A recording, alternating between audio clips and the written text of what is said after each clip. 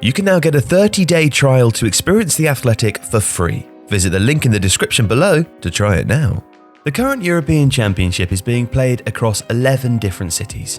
The semi-finals and finals will be held at Wembley in London, and some cities are clearly more involved than others, but this is the first truly pan-continental tournament in the competition's history. So, should it be the last, or the first of many in the future?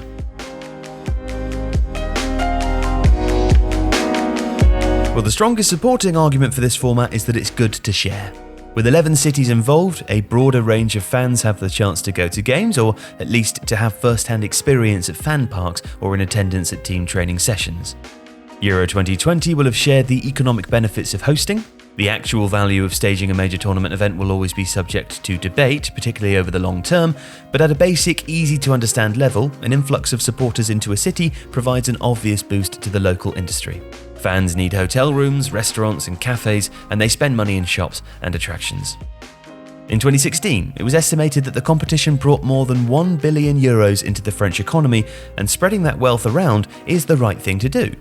In addition to which, a multi-country format also lessens the cost of hosting, which can be prohibitive to all but the biggest footballing nations and far greater to those without a prior history of staging major events. You see, for many years, the European Championship was a big event only in status. As recently as 1992, for instance, only 8 teams took part.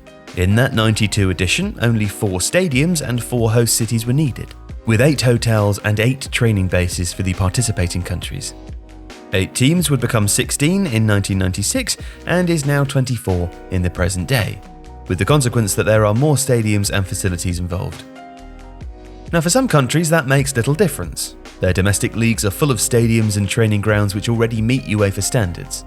For others, a successful bid involves major construction or renovation projects to achieve those standards, but also significant investment in other areas. UEFA requires that each hosting venue must be supported by high-quality public transport networks that link each site to its city centre, the airport, railway stations and/or other transportation links. And that's often where the hidden costs can lie.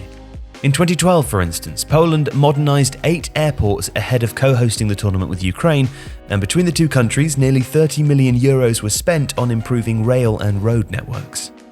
Now, you see, in principle, that's of benefit to the native population, but it's still a major undertaking which can involve diverting public funds away from other areas. So it's easy to argue that it's one which is better shared, particularly because not doing so privileges either the bigger countries, such as Germany, France and Italy, or those where the national football leagues are most developed, like England. Of the 17 tournaments that will have taken place by 2024, 8 will have been held in one of those 4 countries.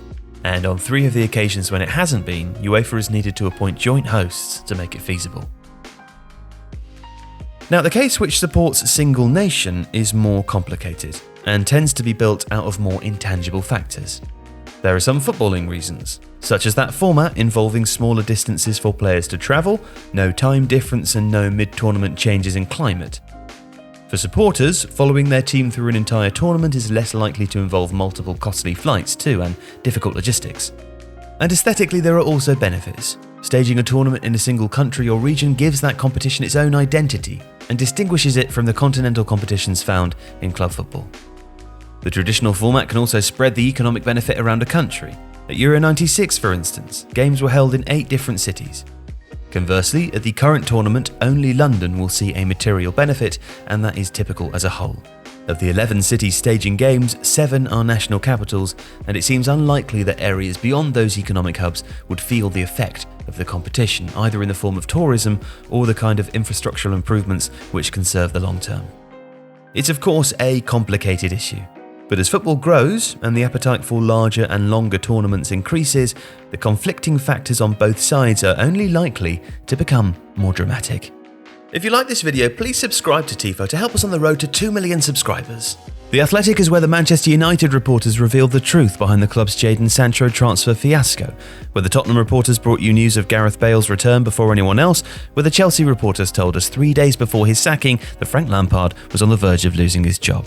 And you can try it now for free for 30 days. See the link in the description.